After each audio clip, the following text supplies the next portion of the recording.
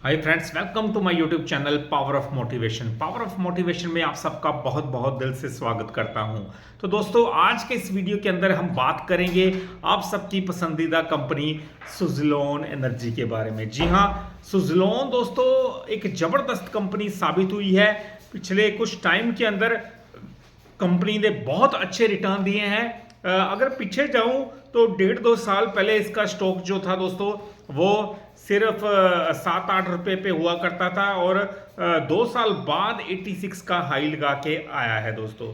तो देखिए, एक रियल मल्टी बैगर स्टॉक की यही निशानी होती है जो एक पैनी स्टॉक से मल्टी बैगर का सफर तय करता है। तो कंपनी मिड कैप में भी आ चुकी थी दोस्तों, जब इसका मार्केट कैप 1 लाख करोड़ से ऊपर का हो गया था। उसके बाद मार्केट की गिरावट के साथ इसका मार्केट कैप भी 1 लाख करोड़ से नीचे आ गया है, जो फर्दर किसी टाइम फिर से ऊपर की ओर जाएगा दोस्तों, क्योंकि कंपनी के फंडामेंटल बहुत अच्छे हैं, मजबूत कंपनी है। आए दिन इसके अंदर कोई ना कोई खबर आती रहती है। अच्छी खबरें बहुत ज़्यादा होती हैं, कोई बुरी खबर ना के बराबर ही होती है। पर अब इसके अंदर जो एक बुरी खबर भी आई है, जो मैं इसको आपको बता रहा हूं कि 300 मेगावाट के तकरीबन 1800 करोड़ रुपए के आसपास के प्रोजेक्ट्स कंपनी के अभी पीछे कैंसिल हुए थे दोस्तों, जिसका सीधा असर कंपनी की विंड टरबाइन जनरेटर बिजनेस पर पड़ेगा। तो विंड टरबाइन जनरेटर बिजनेस इनका मेन है दोस्तों। अगर कंपनी के 1800 करोड़ रुपए के अच्छे खासे जो इनके प्रोजेक्ट्स थे वो कैंसिल हुए हैं, जिससे 300 मेगावाट ऊर्जा उत्पन्न होनी थी, तो वो कैंसिल हुए हैं। इसका असर तो पड़ना एक स्वाभाविक सी बात है।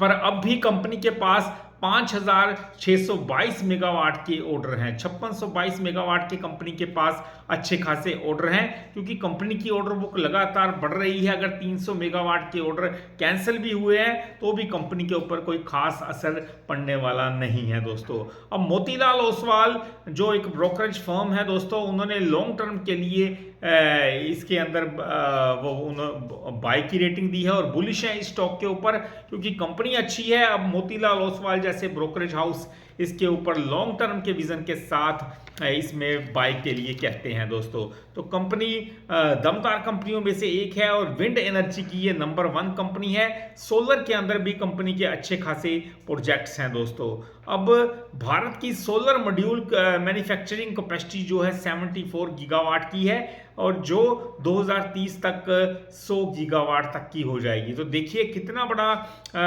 भारत का जो टारगेट है वो सोलर मॉड्यूल मैन्युफैक्चरिंग कैपेसिटी का 74 से 100 गीगावाट तक पहुंचने का है। तो अच्छी बात है दोस्तों। अब कंपनी के बारे में थोड़ा और बताना चाहूंगा। प्रमोटर की हिस्सेदारी इसके अंदर 13.27% की है, जो कम है। मैं ये नहीं कह सकता कि ठीक है या ज़्यादा है, बहुत कम शेयर होल्डिंग है प्रमोटर के पास 13.27% की। तो प्लेज ये अच्छी बात है कि प्लेज इनका कोई भी शेयर प्लेज नहीं है, सारे के सारे इनके पास जो ओपन पड़े हैं दोस्तों।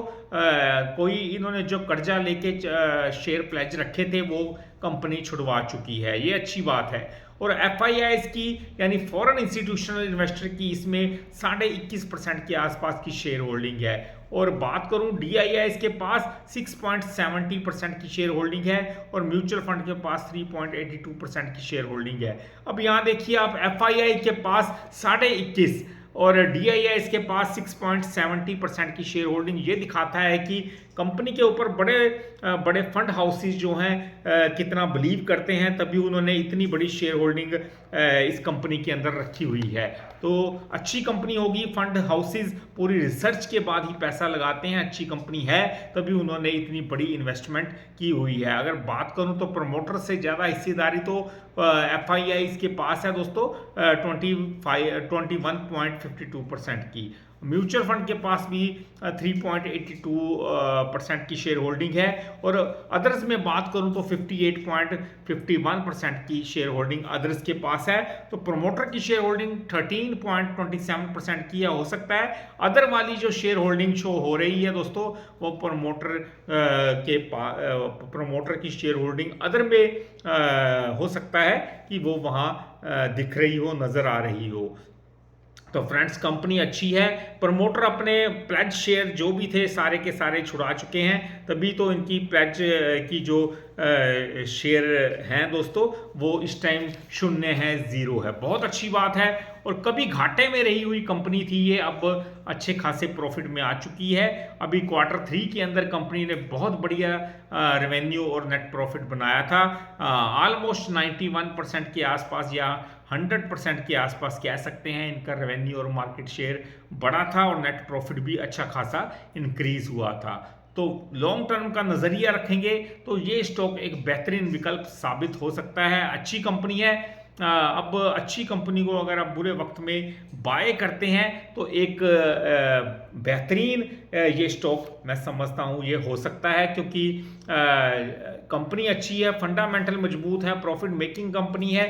तो इसलिए रिन्यूएबल एनर्जी सेक्टर से अगर ये कंपनी खास करके बिलोंग करती है तो ये एक और भी अच्छी बात इसके अंदर हो जाती है। जैसे जैसे रिन्यूएबल एनर्जी सेक्टर आगे बढ़ेगा, सुज़लोन भी आगे तेजी से ग्रो करता हुआ हम देखेंगे, क्योंकि कंपनी के अंदर कोई ऐसी खामी नहीं है कि इसका स्टॉक प्राइस गिरा हो, बल्कि मार्केट की गिरावट के वजह का असर भी इस कंपनी के स्टॉक प्राइस पे हमने देखा है। कंपनी बहुत एक्सीलेंट कंपनी है रिन्यूएबल एनर्जी सेक्टर के अंदर।